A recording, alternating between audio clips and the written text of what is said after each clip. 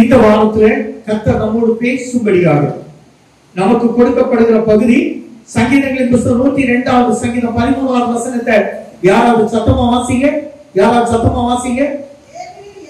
தேவரீர் எழுந்தருளி சீயோனுக்கு இறங்குவீர், அதற்கு தயவு செய்யும் காலமும் அதற்காக குறித்த நேரமும் வந்தது. ஜெபிப்போம். எங்களால தகப்பனே, எங்களுக்கு குறிக்கப்பட்ட நேரம் இன்று முதல் எங்களை தேடி வந்தது. எங்களுக்கு தயவு செய்கிற கர்த்தராய் இருக்கிறீர், எங்களுக்கு எழுந்தருள கர்த்தராய் இருக்கிறீர். இந்த தேவன் என்றென்றும் உள்ள தேவனாய் இருக்கிறீர். எங்களுக்கு குறித்தது எங்களை தேடி வந்து எங்க கையில அது கிடைக்கும்படி கர்த்தர் கிருபை கொடுத்து நன்மை செய்ய வேண்டும் என்று எங்கள் ஆண்டவர் இயேசுவின் மூலம் ஜெபங்களும் நல்ல பிதாவே, ஆமென். அல்லேலூயா, அல்லேலூயா, அல்லேலூயா. தங்கள்ல கேக்குதா சத்தம்? ஏன்னா இந்த 2 பாக்ஸ் மட்டும் தான் இது என்ன பார்த்து வச்சிருக்கிறேன். உங்களுக்கு ரொம்ப வர வேண்டாம். உங்க காதுக்கு சத்தம் கேட்கலன்னா மட்டும் அப்படி நாங்க திருப்பிடுவோம். இது எதுவுமே ஃபங்க்ஷன் ஆகாது. நம்ம கொஞ்சம் பேர் இருக்கோம். ஆண்டவரே வெகு சீக்கிரத்துல இதை நிரப்ப பண்ணுவா. இதுல ஒரு 10 பேர் இன்னைக்கு வர வேண்டியவங்க இல்ல. அவங்க கேட்டதனால் அவங்களுக்கு ஒரு பெர்மிஷன் கொடுக்கப்பட்டிருக்கிறது. அடுத்த வாரத்துல பாத்தீங்கன்னா சபை நிரப்பும்படி கர்த்தர் வைத்திருப்பார். அந்த நாளை நம்ம மகிழ்ச்சியோடு கொண்டாட போகிறோம். இத பாருங்க, இன்னைக்கு உள்ள வார்த்தை தேவன் உனக்கு தயவு செய்யும் காலம் குறித்த நேரமும் வந்தது. ஆண்டவர் உங்களுக்கு தயவு செய்யும் காலமும் குறிக்கப்பட்ட நேரமும் வந்தது. இதை எப்படி வைக்கலாமா? நம்ம உலகத்துல எப்படி சொல்லுவாங்க? நல்ல காலம், நல்ல காலம். அது அப்படிதான். எத்தனை பேர் விசுவாசிக்கிறீங்க எனக்கு இன்னையில இருந்து ஒரு நல்ல காலம் பிறந்திருக்கா? ஆமென். அடுத்தது ஜோசியத்தை கேட்டா என்ன சொல்லுவாங்க? நல்ல நேரம், நல்ல நேரம் வந்துட்டு. நான் உங்களை பார்த்து சொல்றேன், வேதத்தின் அடிப்படையில இன்று முதல் உங்களுக்கு நல்ல நேரம் தொடங்கி இருக்கு. விசுவாசிக்கிறவங்க எல்லாம் ஒரு அலையே சொல்லுமா? ஹல்லேலூயா. இந்த வார்த்தை உங்களை வந்து சேர்ந்த உடனே நல்ல கரங்களை தட்டி ஆண்டவரை அப்படி மகிமைப்படுத்தணும். நான் அதை விசுவாசிக்கிறேன், எனக்கு நல்ல காலம், எனக்கு நல்ல நேரம் வந்துட்டு. சரி, ஒவ்வொன்றா பார்க்க போறோம். இதை பாருங்க, குறித்த காலம் என்றால் அப்பாயிண்டட் டைம், நமக்குன்னு குறிக்கப்பட்ட சமயம். இப்போ இன்டர்வியூ அட்டெண்ட் பண்றவங்க பாருங்க, அவங்களுக்கு முன்னாலே சொல்லுவாங்க நாளைக்கு உனக்கு இன்டர்வியூ இன்ன டைம் அப்படிதான் சொல்லுவாங்க. இப்ப கூட என் மகா ஒருத்தி இன்டர்வியூல அட்டெண்ட் பண்ணிட்டு இருந்தா. அது என்னன்னா அந்த டேட், அந்த டைம், தேதியும் சமயமும் உங்களுக்கு கொடுக்கப்படும். அந்த நேரத்துல உங்க வாழ்க்கைக்கான கேள்வி அவங்க கேட்பாங்க. நீங்க சரியா சொல்லிட்டா நல்ல சம்பளத்துல கொண்டு உங்களை வச்சிருவாங்க, வைத்திருவாங்க. அது சீக்கிரம் உனக்கு வந்து சேரும் என்று நம்புகிறேன். ஆமென். ஹல்லேலூயா. அதான் இது, வேற ஒண்ணும் இல்ல, சிம்பிள். நான் உங்களோடு கூட ரொம்ப தெளிவா எனக்கு இப்ப கிடைத்த வாக்கு என்னன்னு தெரியுமா? பதறாம, அவசரப்படாம, குறிக்கப்பட்ட டைம் எனக்கு நிறைய இருக்கிறதுனால என் டைமுக்கு பொறுமையா உங்களோடு தேவனுடைய வார்த்தையை உங்க உள்ளத்துக்குள்ள வந்து வைக்கும்படி எனக்கு கிருபை தந்திருக்கிறார். ஹல்லேலூயா, ஹல்லேலூயா. இப்ப பாருங்க, ரொம்ப அற்புதமான 7 வசனத்துக்குள்ள வாசிப்போம். சங்கீதம் 132 13 14. சங்கீதம் 132 13 14 வாசிங்க. சீயோன் என்றால் என்ன? கர்த்தர் சீயோனை தெரிந்து கொண்டு அது நமக்கு வாசஸ்தலமாகும்படி, அதுதான் இது. அப்ப சீயோன் எது? நம்ம இருக்கிற இந்த இடம். இந்த இடத்துல இதை கர்த்தர் வாசஸ்தலமாகும்படி தெரிந்து கொண்டு விரும்பினார். இது என்னைக்கு நான் தங்கும் இடம், இதை நான் விரும்பினபடியால் இங்கே வாசம் பண்ணுவேன். இது அப்படியே உங்க வீட்டை நினைச்சு பாருங்க. ஆண்டவர் இயேசு எங்க வீட்டுல இன்னைக்கு தங்க வருகிறார். அவர் எங்க வீட்டுல விரும்பி வருகிறார். அங்கே உங்க கூட வாசம் பண்ண போகிறார். இந்த 3 உங்க வீட்டுல இருந்தா நல்ல காலமா கெட்ட காலமா? சரிதானா? குறிக்கப்பட்ட காலம் வந்துட்டா நல்ல பாருங்க. திருப்பி வாசிப்போம். இது என்னைக்கும் உங்க வீடு என்னைக்கும் கர்த்தர் தங்குகிற இடம். 2வது, ஆண்டவர் விரும்பி வீட்டுக்கு வரார். எப்படி? விருப்பத்தோடு வாழ வெறுப்பாய் அல்ல. சகையுமே நீ கீழே இறங்கி வா, இன்னைக்கு நான் உங்க வீட்டுல தங்க வேண்டும். அவன் போன உடனே மகிழ்ச்சியில என்னென்ன வார்த்தைகள் எல்லாம் சொல்ல பாத்தீங்களா? பயங்கரமான ஹாப்பி. இந்த மகிழ்ச்சி உங்க வீட்டுல நிரந்தரமாய் தங்கும் என்று நானும் ஆண்டவருடைய நாமத்துல கட்டளை கொடுக்கிறேன். ஆமென். எல்லாம் கரெக்டா தட்டி கட்டப்படுவோம். ஒரு வார்த்தை வந்தவங்கள ஆமென் அப்படி சொல்லி பழகுங்க. அது உங்களுக்கு சொந்தமாக்கி விடுங்க. அது மட்டும் இல்ல, இன்னொரு வசனத்தை கூட வாசிப்போம். சங்கீதங்கள் புத்தகம் 128 5 6 வாசிங்க. 128வது சங்கீதம் 5வது வசனம் 6வது வசனம். கர்த்தர் சீயோனில் இருந்தோரை ஆசீர்வதிப்பார். நீ ஜீவனுள்ள நாளெல்லாம் இந்த சீயோன் என்று ஒன்று இருந்தால் எருசலேம் ஒன்று இருக்கணும். சீயோன் என்று ஒரு இடம் இருந்தால் எருசலேம் ஒன்று இருக்கணும். அங்க சொல்லுகிறார், எருசலேமின் வாழ்வை காண்பாய். அடுத்தது பாருங்க, உன் பிள்ளைகளையும் இஸ்ரவேலுக்கு உண்டான சமாதானத்தை காண பண்ணுகிற கர்த்தர். உங்கள் பிள்ளைகளை மட்டும் இல்ல, பிள்ளைகளுடைய சந்ததிகளையும் ஆசீர்வதிக்கிற கர்த்தர். இப்போ எருசலேமின் வாழ்வு, எருசலேமின் ஆசீர்வாதம். அது என்ன? எருசலேமின் ஆசீர்வாதம். உங்க பாரத்தை இறக்கி வைக்கிற இடம் எது தெரியுமா? எருசலேம் தேவாலயம். இங்க வந்து பாருங்க, பாரத்தை இறக்கிட்டு போயிடலாம். எவ்வளவு வேகமா வரலாம். ஒரு காரியத்துக்காக நீங்க பாத்தீங்கன்னா நிறைய பேரு இன்டர்வியூக்கு அல்லது ஒரு மாப்பிள்ள பார்க்க பிக்ஸ் பண்ண போறாங்கன்னா இங்க வந்து ஜெர்மனிக்கு போவாங்க. என் கனால பார்த்திருக்கிறேன். அப்போ கர்த்தர் இந்த ஆலயத்தை எருசலேமாய் நமக்கு வைத்திருக்கிறார். இந்த எருசலேம்ல நீங்க ஜெபித்துக்கிட்டு ஒரு காரியத்தை செய்து பாருங்க, உங்க காரியம் வாழ்க்கை. அல்லேலூயா. நீங்க அழகா நமக்கு சொல்லி இருக்கிறார். சரி, தயைனா என்ன? தயைனா என்ன அப்படி நமக்கு கேட்கலாம். கருணை, பாசம், அன்பு, கிருபை, பக்தி, இரக்கம். தயைனா என்ன?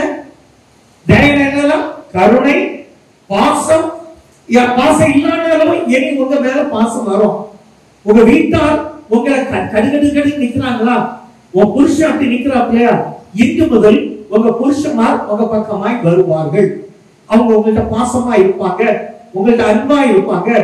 வேலை பார்க்கிற இடத்துல சில அதிகாரிகள் பார்த்தா அவங்க பிசாசோட பயங்கரமா இருப்பாங்க, பெச்சலா இருப்பாங்க. அதுல பாதி உயிர் நமக்கு போயிடும். ஆனா இன்னைக்கு சொல்றேன், நீ ஒர்க் பண்ற இடத்திலேயும் தேவன் உன் அதிகாரிகள் மேல் உன் மேல அன்பு பாராட்டும்படி கிருபை கொடுப்பார். ஆனா கிருபை, தயைனா mercy, இரக்கம் தான். அவர் இரக்கமுள்ள கர்த்தராய் இருக்கிறார். இந்த தயை எப்படி வருகிறது என்று பார்ப்போம். வாசிங்க. நியாயாதிபதிகள், நீதிபதிகள் 19 12 வாசிங்க. 12 நீதிபதிகள் 19 12. ராஜாவின் கோபம் சிங்கத்தின் கர்ச்சிப்புக்கு சமானம். அவருடைய தயை புல்லின் மேல் பெய்யும் பனியை போல் இருக்குமா? இது ஒரு மேல ஒரு விளக்கமாகும். அவருடைய தயை புல்லின் மேல் பெய்யும் பனியை போல இருக்குமா? அப்போ கோபம் வேண்டாம், சிங்கத்தை போல இருக்கலாம். அந்த சிங்கத்தை போலப்பட்ட மனிதர் உங்களை தேடி பார்க்கும் போது கூட தேவனுடைய தயை புல்லின் மேல் பெய்கிறதுனால் அந்த பனியானது, அந்த பனி என்பது தேவ பிரசன்னம். தேவ பிரசன்னத்துக்குள்ள நீ இருப்பதால் இரக்கம் உனக்கு தானா வரும். அல்லேலூயா. உன்னை பார்த்து கோபப்படுற மாதிரி அவன் வரமாட்டான். ஏன்னா ஒரு அடுத்த 22வது வசனத்தை வாசிங்க. 19 22 பாருங்க. நன்மை செய்ய மனுஷன் கொண்டிருக்கும் ஆசையே தயை. தயை என்ன? நன்மை செய்வதற்கு எல்லாருக்கும் மனசு வராது. வீட்டுல இருந்தா கூட நமக்கு மட்டும் எங்களுக்கு அப்படி ஒரு கேரக்டர் உண்டு. சாப்பிட்டு மீதி இருக்கா யாருக்கு இல்லையோ கையில கொடுத்துருவோம். அது அரிசியோ எதுனாலும் சரி. ஒருத்தர் வந்தாங்கன்னா சில வீட்டுல பார்ப்போம், ஜெபத்துக்கு போவோம், பார்ப்போம். அந்த வீடு ஆசீர்வாதம் இல்லாத வீடாய் நான் பார்த்தா அந்த வீட்டை ஆசீர்வதிச்சுதான் வருவேன். சும்மா வர மாட்டேன். அதுதான் நன்மை செய்ய கொண்டு இருக்கும் ஆசை. 7வது வசனம் வாசிங்க. இது ரொம்ப நல்ல வசனம், எனக்கு ரொம்ப பிடித்தமான வசனம். இது எல்லாருக்கும் பிடிக்கும் நம்புறேன். 18வது அதிகாரம் 22வது வசனம் பாருங்க. குடும்பத்தை செட்டில் பண்ணணும், குடும்பம் அமைக்கணும்னு ஆசைப்படுறவங்க எல்லாம் இந்த வசனத்தை வாசிப்போமா? மனைவியை கண்டடைகிறவன் இப்ப பாருங்க, திருமண வயதை அடைய போகிற எல்லா பிள்ளைகளுக்கும் சொல்றேன், உங்களால்தான் உங்க குடும்பம் கட்டப்படும் போது நன்மை அந்த வீட்டுக்கு போகும்போது. அல்லேலூயா, அல்லேலூயா, அல்லேலூயா. இங்க இருக்கிற அநேகரால் ஒரு புருஷனை உங்களை தேடி வராங்கன்னா அதுக்கு பிறகுதான் அவன் நன்மையை பார்ப்பாங்க. நாங்களும் எங்க பிள்ளைகளுக்கு மேரேஜ் பார்க்க தொடங்கிருக்கோம்னா நன்மையானதை கண்டுகொள்ளுங்க. நன்மை எங்க இருக்கு? பெண் பிள்ளை வீட்டுல இருக்குது. எந்த பெண் பிள்ளைகள் எந்த வீட்டுல இருக்காங்களோ அங்க நன்மை இருக்கு. அப்போ இந்த பொம்பளை பிள்ளை திருமணமாகி என்னோட குடும்பத்தை கட்ட போகும்போது அந்த நன்மை எங்க போகுது? அந்த குடும்பத்துக்கு போகுது. அப்போ உங்க வீட்டுல நன்மை இல்லையானா அது இருக்கு, அது வேற குணத்துல இருக்கு. அடுத்த பாருங்க, கர்த்தரால் தயவையும் பெற்றுக் கொள்ளுகிறான். சரி, இவ்வளவு கேட்டிருக்கோம். இப்ப குறித்த நேரம், அது என்ன குறித்த நேரம்? குறித்த நேரம் வந்தது, சமயம், நல்ல சமயம் வந்திருக்கு. நம்ம இனிதான் நல்ல ஒரு சத்தியத்துக்கு நேராய் போறோம். ஏன்னா சீயோன் என்பது ஒரு கோட்டை, தாவீதின் நகரம்.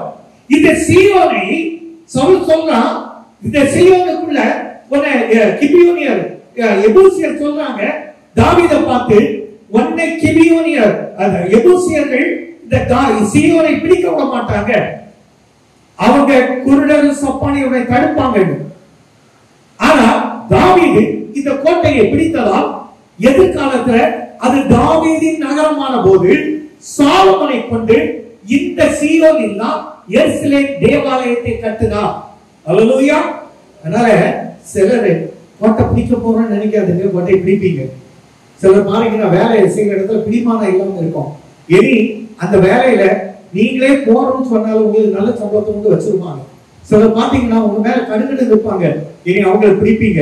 நான் சொன்னேன், சீயோன் கோட்டை, சீயோன் என்பது தேவனுடைய ஆலயத்துக்கு சமனா. இந்த கோட்டையை பிடிப்பது லகுவான காரியம் அல்ல. தாவீது அதை பிடித்தான், அதனால இங்க வந்திருக்கிறது. இந்த கோட்டையை நம்ம பிடிக்க போறோம். அல்லேலூயா. எத்தனை பேர் விசுவாசிக்கிறீங்க? நான் கோட்டையை பிடிக்க போறேன், நான் என் குடும்பத்தை பிடிக்க போறேன், என் புருஷனை பிடிக்க போறேன், என் மனைவியை பிடிக்க போறேன், என் பிள்ளையை பிடிக்க போறேன். இந்த ஒரு தரிசனம் உங்களுக்குள்ள வரும்போது நிச்சயமாய் நீங்க பிடிப்பீங்களான்னு கேட்டா கட்டாயம் பிடிப்பீங்க. இந்த தயை பற்றி சொல்லும் போது தயை பாத்தீங்கன்னா பணிக்கு சமம் சொன்னேன். நியாயாதிபதிகள் ஒரு வசனத்தை வாசிப்போம். நியாயாதிபதிகள் 6வது வசனம் 36வது அதிகாரம் 36வது வசனம் வாசிங்க. இதுல கிதியோன் இந்த தயை பற்றி ஒரு டிஃபரண்டா சொல்றோம் பாருங்க. அப்பொழுது கிதியோன் தேவனை நோக்கி, தேவனை சொன்னபடி என் கையிலே இஸ்ரவேலை ரட்சிக்க வேண்டுமானால், எப்படி வாங்க, என் கையிலே இந்த தொழிலை ஜெயிக்க வேண்டுமானால். பிசினஸ் பண்றது யாரெல்லாம்? பிசினஸ் பண்றவங்க எல்லாம் யாரெல்லாம்? வீணா, வினோபா, பாருங்க, நீ அந்த கோட்டையை பிடிக்க போறாய் என்றால் பாரு, நீ அதை ஜெயிக்க வேண்டுமானால் வேலை செய்கிறீங்கன்னா வேலை செய்கிற இடத்துல நீ ஜெயத்தை காண வேண்டுமானால் கிதியோனை போல கர்த்தருடைய சமூகத்துல போராட கற்றுக்கொள். உனக்கான குறிக்கப்பட்ட நேரம் உன்னை தேடி வந்துட்டு, உனக்கான நல்ல நேரம் இப்பொழுது சொல்ல போறேன். அதை தொடர்ந்து வாசிங்க. 37வது வசனத்தை வாசிங்க.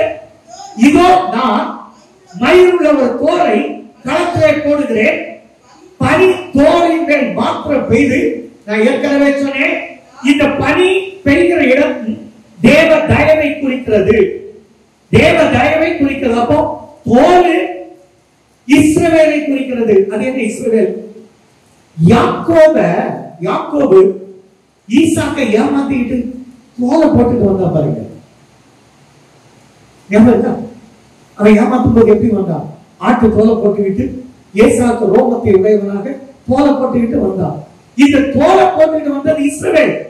அதனால இந்த இஸ்ரவேல் தோலை போட்டுட்டு வந்தவன் இந்த கிதியோன் சொன்னா, அந்த தோலை நான் வெளியே போடுவேன், தோல் மட்டும் நனைந்திருக்க பூமி எல்லாம் காய்ந்திருந்தால் என் பிரச்சனை சால்வ் ஆயிட்டு நம்புவேன்.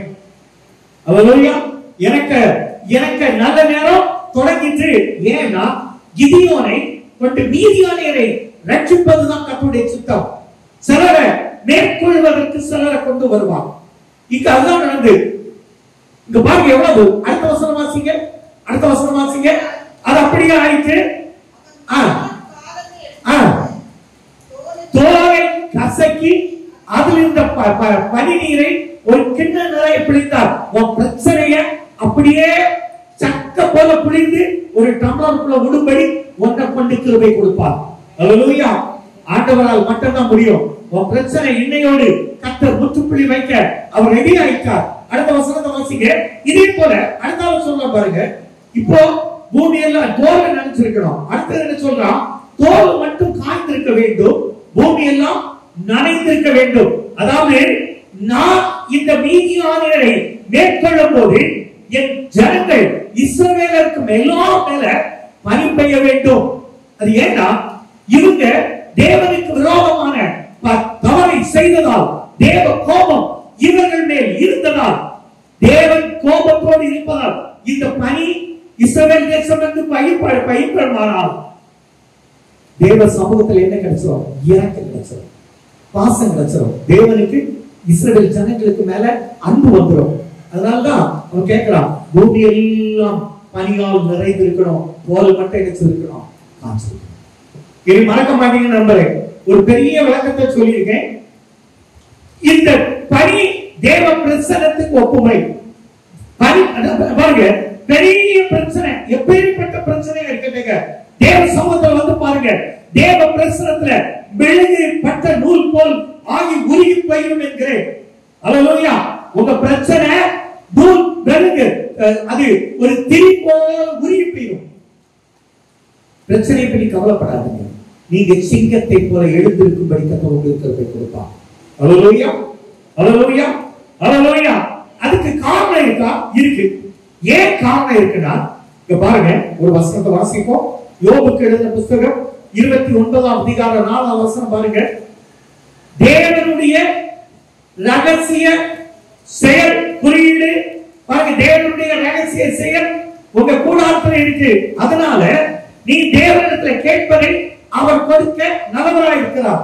அல்லேலூயா, அல்லேலூயா, அல்லேலூயா. இப்போ நல்ல நேரம் எப்படி துவங்குவது? ஒரு கோணத்துல நான் உங்களோடு பேச போறேன். 1 சாமுவேல், முதல்ல 1 சாமுவேல் வாசிப்போம். 1 சாமுவேல் 1ஆம் அதிகாரம், 1 சாமுவேல் 1ஆம் அதிகாரம் 17ஆம் வசனத்தை வாசிங்க.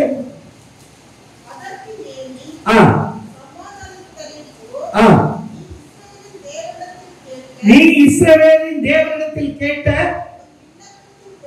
உன் விண்ணப்பத்தின்படி அவர் உனக்கு கட்டளையிடுவார். ஆனா அதுக்கு முன்னால பாத்தீங்கன்னா, கர்ப்பத்தை அடைத்தது யாரு தெரியுமா? கர்த்தர். சிலருடைய வாசலை கர்த்தர் அடைத்து இருக்கிறார். அது காரணம் இருக்கா? இருக்கு. அந்த வசனத்தை வாசிங்க. நான் சொல்ற அந்த வசனத்தை பாருங்க.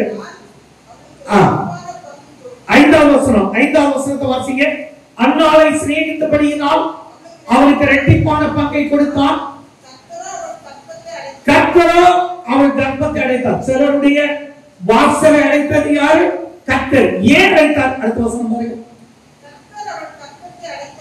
கர்த்தர் அவன் கர்ப்பத்தை அடைத்தபடியினால் அவருடைய சக்கரத்தை அவளை துக்கப்படும்படியாக, அவளை சில இடத்துல நம்ம துக்கத்தை சந்திக்கும்படி நம்ம சில மனுஷனை நம்பி மேல தூக்கி அவங்களுக்கு கீழே நம்ம இருப்போம். அது கர்த்தருக்கு பிரியம் இல்லை. உங்களை எல்லாம் கர்த்தர் ஆசீர்வதிப்பதான் விரும்புகிறார். ஒரு நிந்தை வந்துட்டு, ஒரு துக்கம் வந்துட்டு, ஒரு போராட்டம் வந்துட்டு, சிலர் என்னை காயப்படும்படி பேசிட்டாங்கன்னு நீ தேவ சமூகத்துல வந்துட்டா, உனக்கான நேரம் இப்பொழுது உண்டு. அதனால் தேவ சமூகத்துல வந்தா எவ்வளவு அழுகிறா பாருங்க. ஏறி கூட அவளை பார்த்து நீ குடிகாரியா அப்படின்னு கேட்காம கேட்கிறான். அந்த வாசல் அடைக்கப்பட்டது, திறக்கப்படுவதற்காக தேவ சமூகத்துல காத்திருக்கும் போது ஏறி சொன்னா, போ சமாதானத்தோடு போ, நீ தேவனிடத்தில் கேட்ட விண்ணப்பத்தின்படி கர்த்தர் உனக்கு கட்டளையிட்டார். 17ஆம் வசனத்துல இந்த வசனத்தை பாருங்க. அப்படி உன்னை கட்டளையிடுவாராக என்றார். அதே போல சில நாள் 20ஆம் வசனம் பாருங்க. 19 பாருங்க. அவர்கள் அதிகாலையில் எழுந்து கர்த்தரை பணிந்து கொண்டு ராமாவில் இருக்கிற தங்கள் வீட்டுக்கு திரும்பி போனார்கள். இப்ப பாத்தீங்களா, தேவ தயவு, தேவ இரக்கம், தேவ பாசம் எப்படி அந்நாள் மேல வந்ததானால் பிள்ளைக்காக ஏங்கிக் கொண்டிருக்கிற எல்லாருக்கும் சொல்றேன், இதை கேட்டா சொல்லத்துக்கு சேர்த்தே சொல்றேன். உன் கற்பத்தை கர்த்தர் திறக்க, உங்க பிள்ளைகளுடைய உங்க கற்பத்தை திறக்க, அடைக்கப்பட்ட வாசலை திறக்க கர்த்தர் ஒரு நாளை குறித்திருக்கிறார். அது இந்த நாளா இருக்கும். இல்ல கரங்களை தட்டி கர்த்தர் எடுக்கும். உங்க அடைக்கப்பட்ட வாசலை கர்த்தர் திறப்பார். அது இந்த நாளா இருக்கும். ஆமென். ஹல்லேலூயா. துக்கம் வந்துட்டு, பாடு வந்துட்டு, வேதனை வந்துட்டு கவலைப்படாதீங்க. உங்க துக்கத்தை பார்க்கிறார், உன் வேதனை பார்க்கிறார், உன் கண்ணீரை பார்க்கிறார், உன் அங்கலாய்ப்பை பார்க்கிறார். நீ சமாதானத்தோடு போகும்படி கர்த்தர் உனக்கு கிருபை கொடுக்கிற கர்த்தர். ஒரு சாமுவேல் கர்த்தருக்கு வேணும். ஒரு சாமுவேல் யாருக்கு வேணும்? கர்த்தருக்கு வேணும். அதனால்தான் அன்னாளுடைய கர்ப்பத்தை அடைத்தான். இதனால சாமுவேல் யாருக்கு வேணும்? கர்த்தருக்கு வேணும். இங்க ஏலி சரியில்லை, ஊழியக்காரன் சரியில்லை, ஊழியக்காரன் பிள்ளைகள் சரியில்லை, எல்லாம் பெருமையை பேசிக்கிட்டு எல்லாம் வந்தது போல அவங்கதான் சரி சொல்லி நடக்கிறாங்க. அதனால இன்னொரு சாமுவேல் கர்த்தருக்கு தேவைப்பட்டார். நான் சொல்றேன், எந்த இடத்துல அநியாயம் இருந்தா நீ தேவ சமூகத்துல முழங்கால் போட்டு ஜெபித்துப்பா. உன் அநியாயம், உன் துக்கம், உன் வெசனம், உன் கண்ணீரை கர்த்தர் இன்னைக்கு மாற்ற சுத்தமா இருக்கிறார். அன்னாளுடைய கர்ப்பத்தை கர்த்தர் திறந்தால் உன் வாசலை திறக்க கர்த்தர் இங்கு வந்திருக்கிறார். எல்லா கரங்கள் தட்டி கர்த்தர் எல்லாரும் கரங்கள் தட்டி உங்க துக்கம் சந்தோஷமாய் மாறும். ஆமென். ஹல்லேலூயா, ஹல்லேலூயா, ஹல்லேலூயா. அது மட்டும் இல்லைங்க, ஒரு நமக்கு எல்லாருக்கும் தெரியும். நம்ம ஆதியாகமம் 7ஆம் அதிகாரம் 16ஆம் வசனம் பாருங்க. ஆதியாகமம் 7ஆம் அதிகாரம் 16ஆம் வசனத்தை வாசிங்க. தேவனுடைய ஒரு ரகசிய செயல் உங்க கூடாரத்தில் இருக்கு. நான் சொல்றேன், தேவன் உங்க கூடாரத்தில் இருக்கிறார். அவர் உங்களுக்குள்ளே வாசம் பண்ணுகிறார். ஆதியாகமம் 7ஆம் அதிகாரம் 14.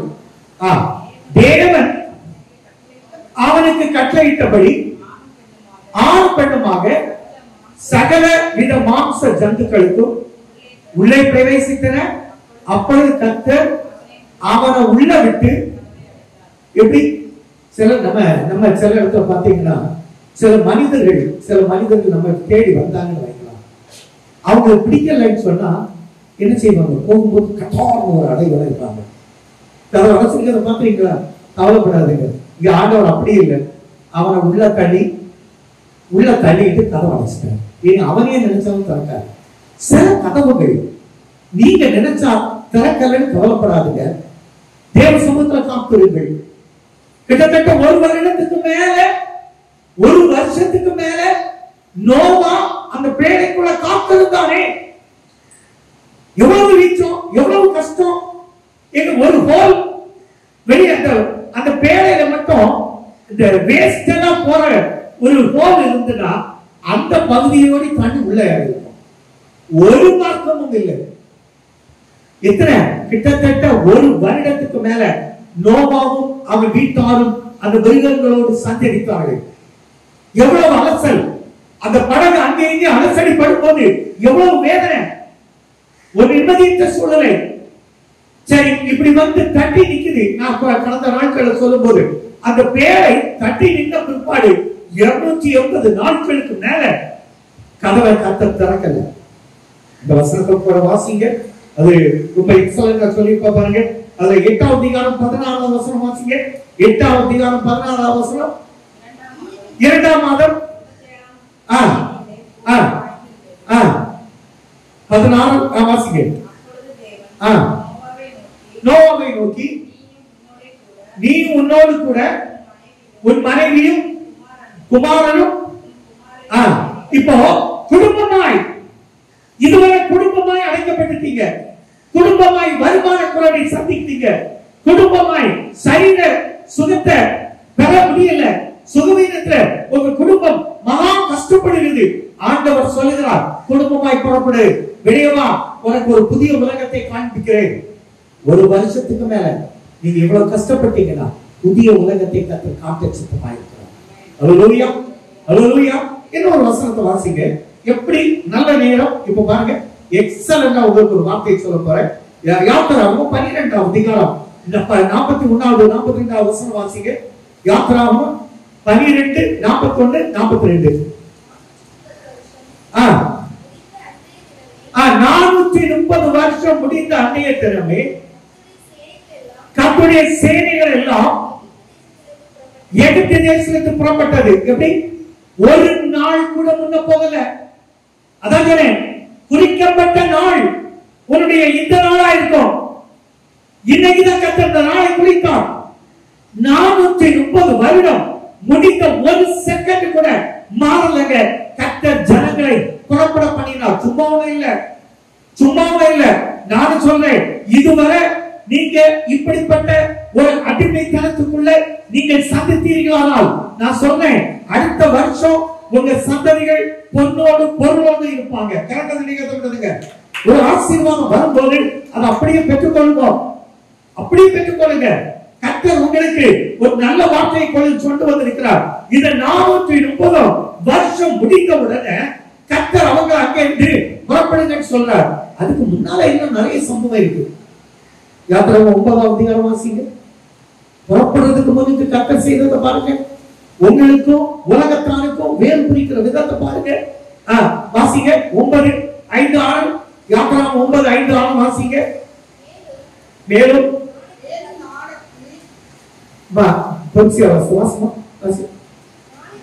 நாளைக்கு கர்த்தர் இந்த காரியத்தை தேசத்தில் செய்வார். எப்படி? நாளைக்கு உன் வீட்டுல இப்படி ஒரு சம்பவம் நடக்கும் என்கிறேன். எத்தனை பேர் விசுவாசிக்கிறீங்க? விசுவாசிக்கிறவங்க எல்லாம் கரங்களை தட்டி கட்டுப்படுங்க. ஆமென். எனக்கு நாளைக்கு நீ இதை விசுவாசித்தால் நிச்சயமா சொல்றேன், நாளைக்கு இந்த வார்த்தையின்படி உன் வீட்டுல ஒரு பெரிய அற்புதத்தை பார்க்க போறீங்க. ஏன் வீட்டுல நான் பார்ப்பேன். கர்த்தர் சித்தமான அடுத்த 1ஆம் தேதி இந்த செய்தியிலே நான் சொல்லுவேன். நான் விசுவாசிக்கிறவர் என்ன நம்புறேன். விசுவாசிக்கிறீங்களா? நாளைக்கு எவ்வளவு அழகா சொல்ல, மேலும் நாளைக்கு இந்த காரியத்தை தேசத்தில் செய்வார் என்று சொல்லி கர்த்தர் ஒரு காலத்தை குறித்தார். எப்படி? ஒரு நாளை குறித்தாரா? அது நாளைக்கா இருக்குது? உங்க நாளா இருக்குமே. நாளைக்கு ஒருவேளை உங்க நாளா இருக்குமே. எபிரேயருடைய தேவனாகிய கர்த்தர் சொன்னது யாரு தெரியுமா? என் ஜீவனுள்ள இயேசுவா சொல்றார். இத சொல்லி இருப்பாங்க. எபிரேயருடைய தேவனாகிய கர்த்தர் சொல்லுகிறார், எந்த அவரிடத்தில் சொல்லு, உங்க பகைவன்கிட்ட சொல்லு, நாளைக்கு உன்னை நான் வைத்துவேன் சொல்லு, உன் எதிராளிட்ட சொல்லு, உன் கடனாட்ட சொல்லு, நாளைக்கு நான் உன்னை சந்திப்பேன்ப்பா. அப்படி தைரியமா சொல்லு, விசுவாசத்தோட சொல்லு. கர்த்தர் நாளைக்கு உன் தொழில, உனக்கு வருமானத்துல, உன்னுடைய வேலையில நாளைக்கு ஒரு பெரிய காரியத்தை செய்ய அவர் நல்லவராக இருக்கிறார். அல்லேலூயா, அல்லேலூயா. இப்படியே அத பாருங்க. இப்ப நம்ம அடுத்த வசனத்தை பாருங்க. அடுத்த வசனம், மறுநாளில் கர்த்தர் அந்த எந்த காரியத்தை செய்தார் பாருங்க. அது கீழே சொல்லி இருப்பாங்க. எகிப்தியருடைய மிருக ஜீவன்கள் எல்லாம் செத்து போச்சு. எகிப்தியருடைய புறஜாதியாருடைய தேவனை அறியாதவனுடைய மிருக ஜீவன் எல்லாம் செத்து போயிட்டு இஸ்ரவேல் புத்திரருடைய மிருக ஜீவன்களில் ஒன்றும் சாகவில்லை. உனக்கு ஒரு நஷ்டம் வராதுமா? உனக்கு ஒரு நஷ்டம் நீ பார்க்க மாட்ட. நாளைக்கு நஷ்டத்தை நீ பார்ப்பதில்லை. தேவனுடைய நாமத்துல சொல்றேன், விசுவாசிக்கிறவன் பதறான். விசுவாசிங்க. உங்க வீட்டுல நாளையிலிருந்து உங்க கஷ்டத்தை பார்க்க மாட்டீங்க, நஷ்டத்தை பார்க்க மாட்டீங்க, சாப பார்க்க மாட்டீங்க. இதை யார் பார்ப்பாங்கன்னு தெரியுமா? உங்க பகைக்கிறவங்க, உங்க தேவனை அறியாத, உங்களுக்கு தொல்லை கொடுத்திருக்கிறவங்க எல்லாம் உங்க காலையில வருவாங்க. ஏசாயா 60:14 பாருங்க. இந்த வசனத்தை அப்படி வச்சுங்க. இந்த ஏசாயா 60:14 பாருங்க. இந்த வசனம் தீர்க்கதரிசி சொன்ன உண்மையானால் அங்கே இஸ்ரவேலுக்கும் இதுதான் நடந்தது, உங்களுக்கும் இதுதான் நடக்கும். ஏசாயா 60:14. முன்னை ஒடுக்கிறவரின் பிள்ளைகள் வாசிக்கிற பட்சிய விசுவாசிக்கிற இது நடக்கணும். உன்னை ஒடுக்கிறவங்க, உன் அலுவலகத்தில் உன்னை கஷ்டப்படுத்துறவங்க, எந்த யாரா இருந்தாலும் பிள்ளைகள் குறித்து உன்னிடத்தில் வந்து உன்னை அசத்த பண்ணின யாவரும் உன் காலடியில பணிந்து உன்னை கர்த்தருடைய நகரம் என்றும் இஸ்ரவேலின் பரிசுத்த சீயோன் என்று சொல்லுவார்கள். சீயோனுக்கு தயவு செய்த கர்த்தர் சொல்லுகிறார், உன்னை ஒடுக்கிறவங்க எல்லாம் உன் காலடியில வருவாங்க. அவங்க எத்தனை பேர் விசுவாசிக்கிறீங்க? எத்தனை பேர் அந்த வார்த்தையை நம்புறீங்க? கரங்களை கர்த்தரை மேம்படுத்துமா? எல்லா கரங்களை தட்டி கர்த்தரை மேம்படுத்துவோம். இதுவரை நீ தோல்வியை சந்தித்திருக்கலாம், இதுவரை நீ வேதனையை சந்தித்திருக்கலாம், இதுவரை நீ போராட்டத்தை சந்தித்திருக்கலாம், இதுவரை எந்த ஒரு ஆதாயத்தை நீ பார்க்காமல் இருக்கலாம். கர்த்தர் சொல்கிறார், நாளையிலிருந்து ஒரு காலத்தை குறித்த கர்த்தர் சொல்கிறார், உனக்கோ உன்னை பகைக்கிறவனுக்கோ நான் ஒரு வித்தியாசத்தை வைப்பேன். உன்னுடைய பொருட்களில் ஒரு நஷ்டத்தை பார்க்க மாட்டாய். உன்னை பகைக்கிறவன் உன் காலடியில வருவான். ஆமென். அப்ப மறுபடியும் கரங்களை தட்டி கேட்கப்படுதுவா. அப்பமா என்ன செய்யுங்க, அவங்க ஆசீர்வதிங்க.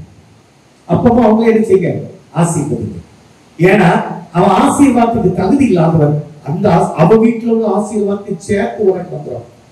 உன் சத்துருவை நீ ஆசீர்வதித்தால் அவன் வீட்டுல நீ ஆசீர்வாதத்துக்கு அவன் பாத்துல நல்லாத போது அவன் வீட்டுல உள்ள ஆசீர்வாதத்தை சேர்த்து உன் வீட்டுல ரெட்டிப்பான ஆசீர்வாதம் தங்கும். அல்லேலூயா. பாருங்க, 430 வருஷம் முடிஞ்சிட்டீங்க. உங்க போராட்டம் முற்றுப்புள்ளி வைக்கிறார் கர்த்தர். இந்த போராட்டத்தை முற்றுப்புள்ளி வைத்த கர்த்தர் இன்று சொல்லுகிறார். என்ன சொன்னார் பாருங்க, முடியாததை முடித்து காட்டுவேன். உனக்காக 2 வேரியேஷன். எகிப்தியனுடைய மிலிட்டரி செத்தது, எகிப்தியனுடைய தலைச்சங்கை செத்தது, தலைப்பிள்ள செத்து போச்சு. ஆனா எபிரேயருடைய வீட்டுல ஒரு ரகசிய குறியீடு, ஒரு ரகசிய ஹெச்சல் அந்த நிலக்கால இருக்கு பாருங்க. அதான் அடுத்த வாரத்துல நீங்க ரத்தத்தை வாரம் பண்ணும் போது அந்த ரத்தம் உங்க நிலக்கால தரவப்படும் போதெல்லாம் நல்லா புரிஞ்சுடுங்க. ஞான ஸ்நானம் பெற்ற தேவ பிள்ளையே, நீ அடுத்த வாரத்துல நீ கர்த்தருடைய பந்தியில இருக்க போறது உண்மைனா உன் வீட்டுல ஒரு நஷ்டத்தை பார்க்க மாட்டேன். இது எகிப்தியனுக்கு வீட்டுல பாப்ப, உன்னை பகைக்கிறவங்க வீட்டுல பாப்ப. உன் கண்கள் காணும், உன் காதுகள் கேட்கும் என்று சங்கீதக்காரர் சொன்னது அப்படியே நடக்கும். ஆமென். கரங்களை தட்டி கட்டம் எழுதுவோம். எல்லா கரங்களை தட்டி கட்டம் எழுதுவோம். அல்லேலூயா, அல்லேலூயா. ஏதோ ஒரு வசனத்தை வாசிப்போம். இது கொஞ்சம் வித்தியாசமா குறித்த நேரம் எப்படி வருகிறது பாருங்க. ஆதியாகமம் 17 அதிகாரம் 21 வசனம் வாசிங்க. ஆதியாகமம் 17:21. ஆதியாகமம் 17:21. வருகிற வருஷத்திலே குறித்த காலத்திலே சாராள் உனக்கு பிறப்போகிற ஈசாக்கோடே நான் உடன்படிக்கையை ஏற்படுத்துவேன் என்றார். எப்படி வருகிற இந்த வருஷத்துல குறித்த காலத்தில், குறித்த காலம்னா ஒரு டெலிவரிக்கு ஒரு ஒரு தாய் கன்சீவ் ஆகி டெலிவரிக்கு எவ்வளவு நாள் எனக்கு கரெக்டா தெரியல. மெடிக்கல் லைன்ல இல்ல, மெடிக்கல் லைன் நிறைய இருக்காங்க. அங்க பாருங்க, ஒரு மல்லிகை இருக்கு, நர்சம்மா இருக்கு, இப்ப இருக்காங்க. எவ்வளவு நாளமா, எத்தனை மாசம், எத்தனை நாள்? நான் வசனத்தின் படி கேட்கிறேன். 9 மாசம். இது யார் சொன்னது? பரவாயில்ல, நர்சம்மாக்கு இருக்கு. இந்த 9 மாசம் 7 நாள் முடிச்சு ஈசாக்கு உனக்கு பிறப்பான்னு கர்த்தர் சொல்றார். அல்லேலூயா. எங்க அன்னைக்கெல்லாம் டாக்டர்ஸ் இல்ல, அன்னைக்கு ஒண்ணு சிசேரியன் இல்ல, அன்னைக்கு ஒண்ணு வயிற்று கீறல் இல்ல, ஒண்ணுமே செய்யல. நார்மல் டெலிவரியை சந்தித்த ஈசாக்கை பெற்ற சாராளுக்கு கர்த்தர் அற்புதம் செய்தால் உனக்கா செய்ய மாட்டார்? உங்க வாழ்க்கையில செய்ய போறார். சரி, இப்ப நான் ஒரு 2 கோணத்தை சொல்ல போறேன். அப்படியே ரோமர் புத்தகம் 4 அதிகாரம் இது இதுக்கு சான்றா இருக்கும். இந்த வசனத்தை வாசிங்கன்னா எப்படி அன்னைக்கு சொன்னாரே கர்த்தரால் கூடாத காரியம் ஒன்று உண்டோன்னு சொன்னாரு. அது பாருங்க, உங்களுக்கு தெரியும். 20வது வசனத்தை வாசிங்க. 19வது வசனம் பாருங்க. அவன் விசுவாசத்தில் பலவீனமாய் இருக்கவில்லை. வசனம். அவன் ஏறக்குறைய 100 வயது உள்ளவனாய் இருக்கும் போது தன் சரீரம் செத்து போனதையும் சாராளுடைய கர்ப்பம் செத்து போனதையும் எண்ணாது இருந்தாள். அடுத்தது, தேவனுடைய வாக்குத்தத்தத்தை குறித்து அவள் அவிசுவாசியாய் சந்தேகப்படாமல் தேவன் வாக்குத்தத்தம் பண்ணினதை எனக்கு நிறைவேற்ற வல்லவராய் இருக்கிறார் என்று அப்படி சொல்லுவோமா? எப்படி? எல்லாரும் உங்க இருதயத்துல கையை வச்சு தேவன் வாக்குத்தத்தம் பண்ணினதை எனக்கு நிறைவேற்ற வல்லவராய் இருக்கிறார் என்று முழு நிச்சயமாய் நம்பி தேவனை மகிமைப்படுத்தி விசுவாசத்தில் வல்லவரானார். இப்போ நான் ஒரு பெரிய ஒரு ஒரு ஒரு வித்தியாசமான ஒரு காரியத்தை சொல்றேன். கர்ப்பம் இல்லாத கர்ப்பப்பை செத்து போச்சுன்னா, செத்து போன கர்ப்பப்பை இருந்தா என்ன, இல்லைன்னா என்ன? சில இடத்துல பாத்தீங்கன்னா சிலருக்கு யூட்ரஸ் ரிமூவ் பண்றாங்க. ஏன்னா அது இருந்து அதுக்கு தொல்லை கொடுக்கறத விட அது அந்த அம்மா ஜீவனோட சுகத்தோடு இருக்கா அந்த கர்ப்பப்பையை எடுத்துட்டா தொல்லை இல்லை. இங்க இந்த கர்ப்பப்பை இருந்து பலன் இல்லை. ஸ்திரீகளின் வழிபாடு நின்று போயிட்டு எங்க இது நடக்காத காரியத்தை நீங்க இப்படி சொல்லக்கூடாதுன்னு சொல்லலாம் நகைத்தாள். கர்த்தர் சொல்றார், கர்த்தரால் கூடாத காரியம் ஒன்று உண்டோ. சரி, அடுத்தது சரீரம் செத்து போன அந்த அந்த அதிகாரத்துல நீங்க வாசித்தீங்களா? ஆபிரகாம் பாருங்க, வாக்குத்தத்தம் பண்ணினார் 19 அதுல பாருங்க எவ்வளவு அழகான வார்த்தை. இந்த வசனத்தை திருப்பி வாசிங்க. அவன் விசுவாசத்திலே பலவீனனாய் இருக்கவில்லை. அவன் ஏறக்குறைய 100 வயதுள்ளவனாய் 100 வயதாய் இருக்கும்போது சரீரம் செத்து போனது.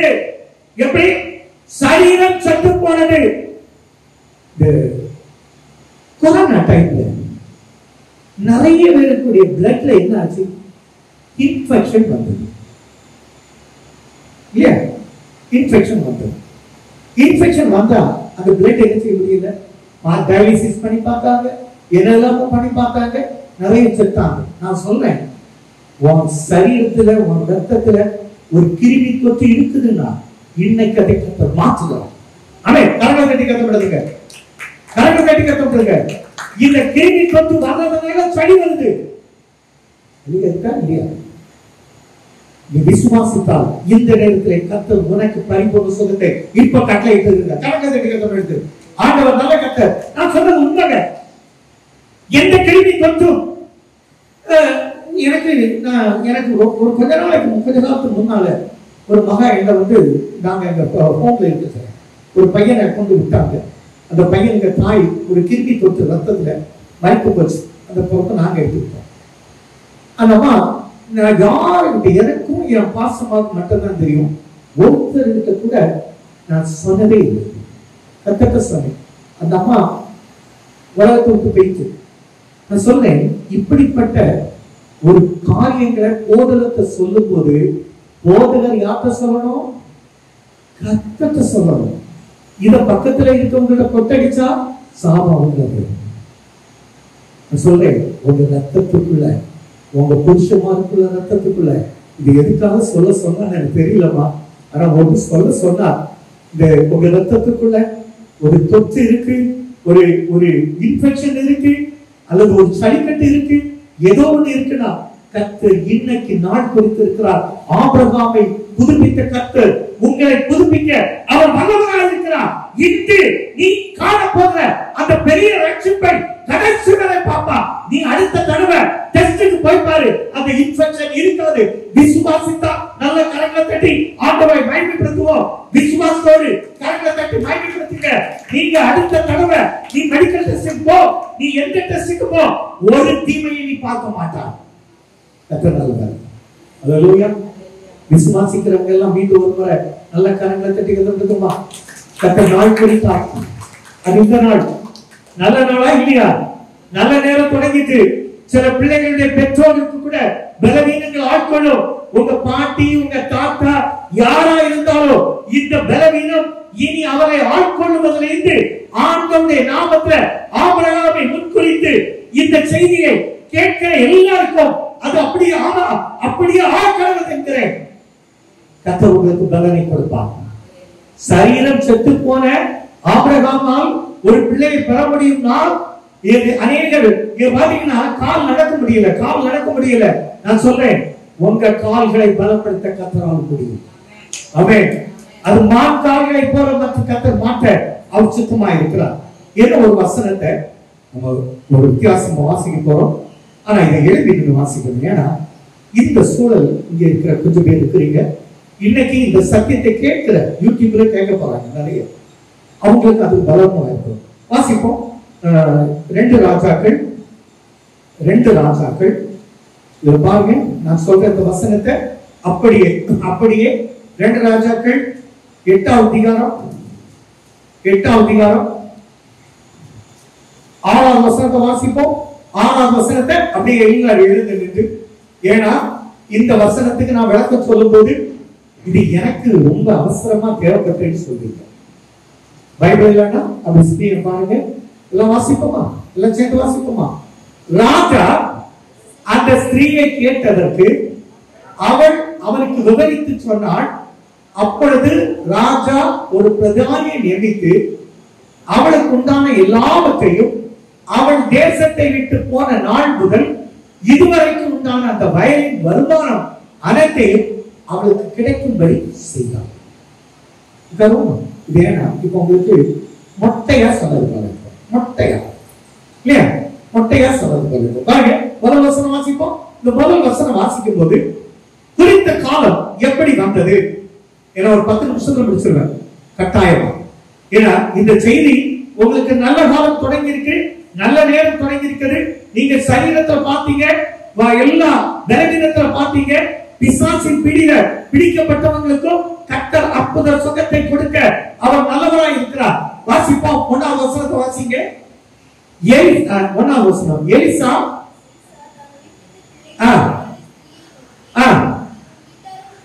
நீ உன் வீட்டாரோடு எழுந்து புறப்பட்டு போய் எங்கேயாவது போய் வசிக்கும். எப்படி இப்படி கேட்டா நீ எப்படி இருக்கும்? எங்கேயாவது போய் புலச்சிக்க. யார் சொன்னது? எலிசா. பஞ்சம் வந்துட்டு எங்கேயாவது போய் புலச்சிக்க. கர்த்தர் பஞ்சத்தை வருவித்தால் அது 7 வருஷம் தேசத்தில் இருக்கும் என்று சொன்னார். இப்போ இந்த அம்மா என்ன செய்ய தெரியுமா? பெலிஸ்தியர்கள் இவர்களுக்கு ஆகாதவர்கள்.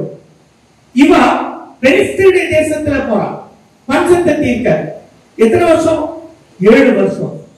இந்த 7 வருஷம் பஞ்சம் தீர்த்த உடனே அவ 3ஆம் வருஷத்தை வாசிங்க. 7 வருஷம் சென்ற பின்பு தேசத்தை விட்டு திரும்பி வந்து தன் வீட்டுக்காகவும் தன் வயலுக்காகவும் ராஜாவிடத்தில் முறையிடும்படி போனான். நான் சொல்றேன், நீங்க இயேசு ராஜாட்ட முறையிட வந்தீங்கன்னா என் வீடு போயிட்டு, என் வயல் போயிட்டு, என் வருமானம் போயிட்டு, என் தொழில் போயிட்டு, நீ அப்படி இருக்கிறேன்னா உனக்கு இன்னைக்கு நல்ல நாட்கள் கத்த தொடங்குகிறார். ஆமென். உன் பட்சம் 7 வருஷத்தை உன் பிரச்சனை இன்று முற்றுப்புள்ளி வைக்கிறார். உன் பிரச்சனைக்கு கத்த முற்றுப்புள்ளி வைக்கிறார். 7 வருஷம் உன் நஷ்டத்துக்கு கத்த முற்றுப்புள்ளி வைக்கிறார். 7 வருஷம் உன்னை விட்டு கை மாறி போன பொருள் உன்னை தேடி வர போகிறது. அப்படியே விசுவாசிங்க. நீ எதை விசுவாசிக்கிறாயோ கர்த்தர் உனக்கு கொடுப்பார். ஆமென். அவருடைய கரங்களை கட்டுவா. ஏனா கைவிட்டு போனது உன்னை தேடி வருது. ஆமென். அல்லேலூயா. இது ஒரு சம்பவம். இப்போ அத பாருங்க. இந்த அம்மா 7 வருஷமா நல்ல செழிப்பா இது யாருன்னா சூனேமியார். இந்த சூனேமியார்ட்ட சொல்றார், ஒரு குடும்ப கால திட்டத்துல நான் வருவேன், குழந்தை அழைத்து கொண்டிருப்பார். அந்த அம்மா கேட்கல, ஆனா கொடுத்தா. நான் சொல்றேன், இந்த அம்மா ஊரில் கனம் பெற்ற மாணவன், பெரிய பணக்காரி, பெரிய போலீஸ் பிரபு. இந்த 7 வருஷத்துல இந்த அம்மா பஞ்சத்துல பெலிஸ்தீ நாட்டுக்கு போனதுன்னா வீடு போயிட்டு, வயல் போயிட்டு, வருமானம் போயிட்டு, எல்லாம் போயிட்டு. ஆனா இந்த அம்மா யார மட்டும் விடல, ஆண்டவரை மட்டும் விடல. நான் சொல்றேன், நீ கர்த்தரிடத்துல போராடுகிற போராட்டம் உண்மை என்றால் நான் சொல்றேன், மகனே மகளே, அது உன்னை தேடி வரும். அது எந்த சூழ்நிலையிலும் உன்னை விட்டு போகவே போகாது. உனக்குரியது உனக்கு வந்து சேரும். மாற்றம் இல்லை. உன்னை யாரும் அதை கைவிட்டு எடுக்க முடியாது. அதான் கர்த்தர் சொல்லுகிற வார்த்தை. இப்ப பாருங்க, இந்த அம்மா வந்த உடனே ராஜாட்ட போய் கேட்க போறோம். நம்ம எல்லாம் யார்ட்ட? இயேசு ராஜாட்ட கேட்கறது போல, இயேசு ராஜாட்ட கேட்கறது போல போய் கேட்க போறோம். கேட்க போகும்போது அவன் 4ஆம் வசனத்தை பாருங்க. அந்நேரத்தில் ராஜா தேவனுடைய மனுஷனின் வேலைக்காரனாயிருந்த கேயாசுடனே பேசி எலிசா செய்த அற்புத அதிசயங்களை சொல்லு. அதாவது இந்த அம்மா கர்த்தரோடு இருக்கிறது உண்மையானால் இந்த அம்மா பெற்றுக்கொண்ட நன்மை எதுன்னு சொல்லு. ஆமென். அல்லேலூயா. இப்படி கேட்டா இங்க நிறைய பேர் நன்மை பெற்றிருக்கீங்க. தேவ சமூகத்துல நன்மை நிறைய பேர் பெற்றிருக்கீங்க. நான் சொல்றேன், இப்போ அந்த எலிசா வேலைக்காரன் சொல்றா, இந்த அம்மா செய்த அதிசயம். அவன் சொல்றா, இந்த அம்மா நான் வந்திருக்கலையா, அந்த பிள்ளையை பாக்குறீங்களா, இந்த பிள்ளையை உயிர்ப்பித்தது நம்ம எலிசா ஐயா தான். யாரு? நம்ம முத்தம்மா தான். நான் சொன்னா அப்படி யோசிப்பீங்க. 8ஆம் நாள்ல ஒரு பெரிய கன்வென்ஷன், ஒரு பெரிய போதகர், பயங்கர கூட்டம். ஒரு அம்மா பிள்ளையை தூக்கிட்டு வருது. ஐயா ஜபமா என் பிள்ளை செத்து போச்சுமா அந்த போதகத்தை சொல்லி என் பிள்ளைக்கு உயிர் வாங்கிட்டாங்க. எப்படி உயிர் வாங்கிட்டாங்க? அந்த எங்க அம்மா அங்க இந்த இது வாலண்டியர்ஸ் வந்து அவங்களெல்லாம் தடுப்பா சொல்லிட்டு வான்னு சொல்லி வாங்கி அந்த போதகத்தை கொடுத்தாங்க. போதகம் ஜோமணி கொடுத்தாங்க, உயிர் வந்துச்சு. நான் கண்ணால கண்ட காட்சி கணக்கத்தை கற்றுக்குவோம், நான் எல்லா கணக்கத்தை கற்றுப்படுத்துவோம். இது எங்க அம்மா காலத்துல நடந்தனா இப்ப வந்து நடக்காதா? நடக்கும். இதே ஆலயத்துல என்ன நடக்கும்? என்ன அற்புதங்களை பாப்பீங்க, அதிசயங்களை பாப்பீங்க. இது எலிசா தீர்க்கதரிசியின் காலத்துல இது நடந்த உண்மை. அப்போ இப்ப எல்லாம் போயிட்டு, எதெல்லாம் போயிட்டு? சொத்து போயிட்டு, சுகம் போயிட்டு, வருமானம் போயிட்டு, எல்லாம் போயிட்டு. இது நம்ம இன்னைக்கு ஒருவேளை நம்ம முதல்வர் இப்படி ஒன்று சொன்னா கூட எதிர்கட்சிக்காரங்க உடனே என்ன செய்வாங்கப்பா? சரி, முதல்வர் இப்போ இதே போல செய்தா எதிர்கட்சி விடுமா? ஆழ்வாது செய்தான். நான் என்ன செய்தான்னு சொல்லவே இல்லை. இதை சொன்னா நீங்க ஆச்சரியப்படுவீங்க. அந்த ராஜா ஒரு அதிகாரியை கூப்பிட்டு போய் இந்த அம்மா சொல்ற லிஸ்ட் படி வீடு வயல் என்னதெல்லாம் திராட்சை தோட்டம் எதெல்லாம் உண்டோ 7 வருஷத்து வருமானம். எத்தனை போனஸ்? எத்தனை வருஷம்? 7 வருஷத்து வருமானம். ஒரு வருஷத்துக்கு அந்த அம்மா ஏற்கனவே கோடீஸ் பிரபு ஒரு 10 லட்சம் வந்திருக்குன்னு வைக்கலாம். 7 வருஷத்துல இன்னைக்கு கோடி கணக்கா எல்லாத்தையும் கொடுத்துரு. ஒரு மாசம் 7 லட்சம் அந்த அம்மா வாங்கி இருந்துன்னா ஒரு வருஷத்துல பாருங்க 80 7 வருஷத்துக்கு பாருங்க அவ்வளவு வீட்டு கொடுப்பா. ஒரு அதிகாரி போனா எல்லாத்தையும் விட்டு வருமானத்தோடு மொத்த கையில கொடுத்தான். அதே போல கர்த்தர் உங்களுக்கு இழந்து போனதை வருமானத்தோடு வீட்டு கொடுக்க கர்த்தர் சித்தமாயிட்டால் கரங்களை தட்டி கட்டுப்படுத்துவோம். எல்லாம் கரங்களை தட்டி கட்டுப்படுத்துவோம். ஹல்லேலூயா. இனி நமக்கு தெரிந்த ஒரு பகுதி, சில பலவீனப்பட்டவங்க இருக்கிறதுனால அந்த பலவீனப்பட்டவங்களுக்காக சில பகுதிகள் சொல்றேன், கவனிங்க. யோவானுக்கு எழுதின புத்தகம் 35ஆம் அதிகாரம், அந்த பச்சை யோவானுக்கு எழுதின புத்தகம் 5ஆம் அதிகாரம் 1-2 வசனத்தை வாசிங்க. யோவானுக்கு எழுதின புத்தகம் 5ஆம் அதிகாரம் 1 வசனத்தை வாசிங்க. இவைகளுக்கு பின்பு அப்பொழுது இயேசு எருசலேமுக்கு போனார். பெதஸ்தா என்னும் குளத்தண்டைக்கு வந்தார். 38 வருஷமாய் நான் சொல்றேன், நான் பிறந்ததுல இருந்து என் வீட்டுல நான் நல்ல சாப்பாட்டை எங்க அப்பா தரல. நான் பிறந்ததுல இருந்து ஒரு சைக்கிள் கூட எங்க அப்பா வாங்கி தரல. நான் பிறந்ததுல இருந்து நான் இந்நாள் வரை ஒரு நன்மையை நான் பார்க்கலன்னு யாராவது நினைக்கிறீங்கன்னா இன்று கர்த்தர் முற்றுப்புள்ளி வைக்கிறார். பாருங்க, 38 வருஷம் ஒருத்தர் சீடு கூட பார்க்கல, ஒருத்தர் ஏறட்டு பார்க்கல. சாப்பாடு யாரோ கொடுக்கிற சாப்பாடு சாப்பிட்டு அதே படுத்திருந்தவனை இயேசு பார்த்தார். இயேசு பிறக்கிறதுக்கு முன்னுக்கு கிடக்கிறான். வந்தார், அவனுடைய தோல்விக்கு முற்றுப்புள்ளி வைத்தார். அந்த நாள் அவருடைய வாழ்க்கையில நல்ல நாளா இருந்தது, நல்ல நேரமா இருந்தது, நல்ல காலமா இருந்தது. நான் சொல்றேன், அப்படி உங்களுக்கு செய்ய வரவரா இருக்கலாம். ஹல்லேலூயா, ஹல்லேலூயா. இன்னொரு வசனத்தை வாசிப்போம். லூக்கா எழுதின புத்தகம் 13ஆம் அதிகாரம் 11ஆம் வசனம் வாசிங்க. லூக்கா 13:11. லூக்கா எழுதின புத்தகம் 13ஆம் அதிகாரம் 11ஆம் வசனம் வாசிங்க. அப்பொழுது 18 வருடமாய் பலவீனப்பட்ட ஆவியை கொண்ட ஒரு ஸ்திரீ அங்கே இருந்தாள். அவள் கொஞ்சம் கூட நிமிர முடியாத கூலி. எத்தனை வருஷம்? 18 வருஷம். கொஞ்சம் கொஞ்சமா கூலி. இப்ப எப்படி போயிட்டானா இப்படி போயிட்டா. இதை விட இப்படி போனா நம்ம அங்க வைப்போம், ஆனா அங்க வந்து இந்த கை வைக்க முடியாது. இயேசு அந்த அம்மா கை வைக்க முடியாத இடத்துல கைய வச்சா அந்த அம்மா எப்படி நிமிர்ந்துச்சு. நான் சொல்றேன், வேற கடல்ல மூழ்கி நிமிர முடியலையா? உங்க பிரச்சனையில மூழ்கி நிமிர முடியலையா? பிள்ளை இழந்து என்ன வருத்தத்துல நிமிர முடியலையா? நீ எந்த காரியத்தை குறித்து நிமிர முடியாத தூணியா இருக்கிறாய். ஆனால் இன்று உனக்கு நல்ல காலம் பிறக்கிறது. இது நல்ல நேரம். கர்த்தர் இன்றைக்கு உன்னை சந்திப்பார். உன் பிரச்சனையை சந்தித்திருக்கிறார், உன் தோல்வியை சந்தித்திருக்கிறார். உன் எதிர்காலத்தை அவன் மனதில் வைத்து அந்த கூடப்பட்ட அந்த இடத்துல கையை வைக்கிறார். அல்லேலூயா.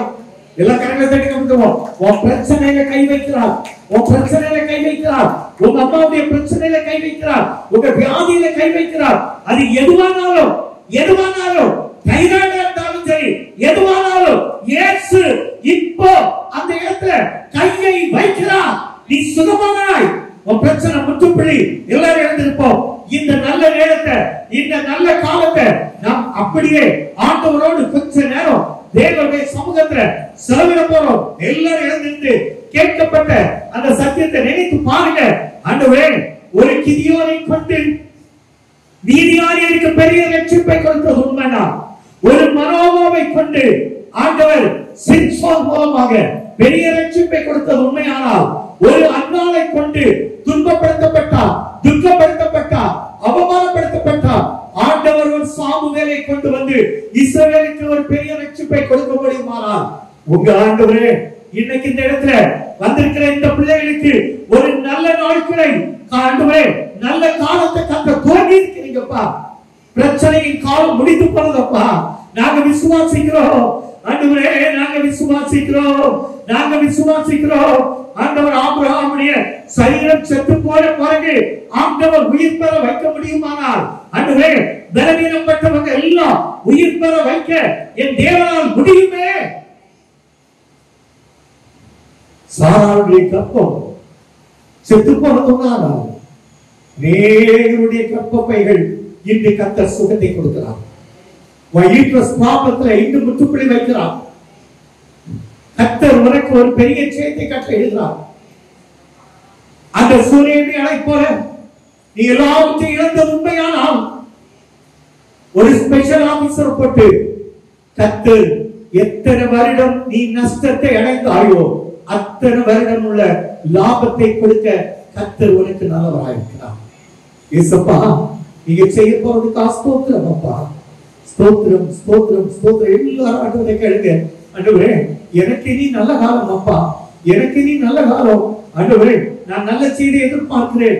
என் பிள்ளைக்கு, ஒரு திருமண வயதை அடைந்த பிள்ளைக்கு நன்மையானதை அவன் தேடி வரணும் அப்பா. உங்களை தேடி வருவாங்க, உங்களை தேடி வருவாங்க.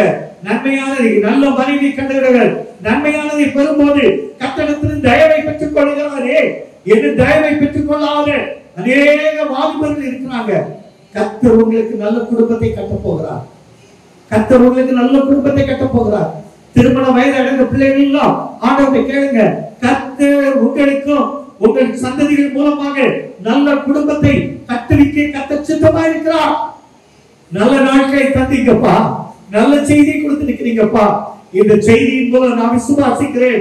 என் புருஷன் நல்ல சுகத்தை பெற்றிருக்காங்க, என் மனைவி நல்ல பலத்தை பெற்றிருக்காங்க, ஆண்டவரே என் பிள்ளைகள் நல்ல ஞானத்தை பெற்றிருக்காங்க. ஆண்டவர், நான் இதுவரையிலும் பட்ட நஷ்டங்களை ஆண்டவர் எனக்காக ஒரு பெரிய அதிகாரியை கொண்டு மீட்டு கொடுக்கிறீங்கப்பா. அதுக்காக ஸ்தோத்திரம். என் தேவரே ஸ்தோத்திரிங்க. எங்கள் பரிசுத்த பிதாவே, தர்மியான நாளிற்காய் ஜெபிக்கிறோம். நல்ல காலம், குறித்த நாள் எங்களுக்கு வந்தது.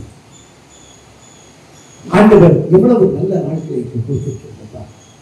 430 வருஷம் முடிந்தவுடன் இஸ்ரவேல் ஜனங்களை பொன்னோடு பொருளோடு புறப்பட பண்ணியிருந்தார். எங்க கஷ்டம் இன்று முடிகிறது. நாங்க பொன்னோடு பொருளோடு செல்வாக்கோடு இருக்க போகிறோம். நான் விசுவாசிக்கிறேன். எங்க விசுவாசிகள் எல்லாம் பொன்னோடு பொருளோடு சொந்த வீட்டோடு, ஆண்டவர் சகல உடமையுடைய வீட்டோடு அவங்க இருக்க போறாங்க.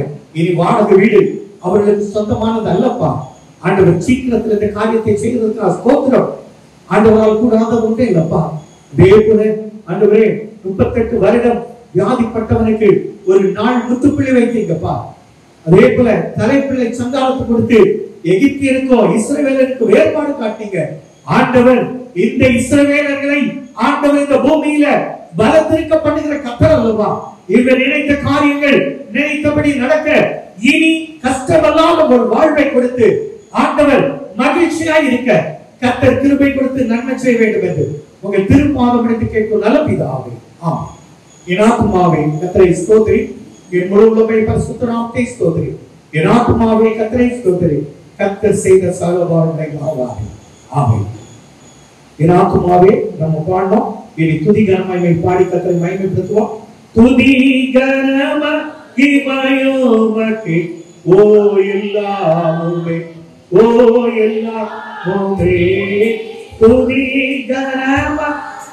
கனமகிமையோமக்கே ஓ நீரே ராஜாவே அல்லேலூயா ஸ்தோத்திர ஸ்தோத்திர ஸ்தோத்திரமே நீங்க ஸ்தோத்திர ஸ்தோத்திர ஸ்தோத்திர ஓ நீரே ராஜாவே அல்லேலூயா துதி கனமகிமையோமக்கே ஓ எல்லாமுமே ஓ எல்லாமுமே துதி கனமகிமையோமக்கே ஓ நீரே ராஜாவே.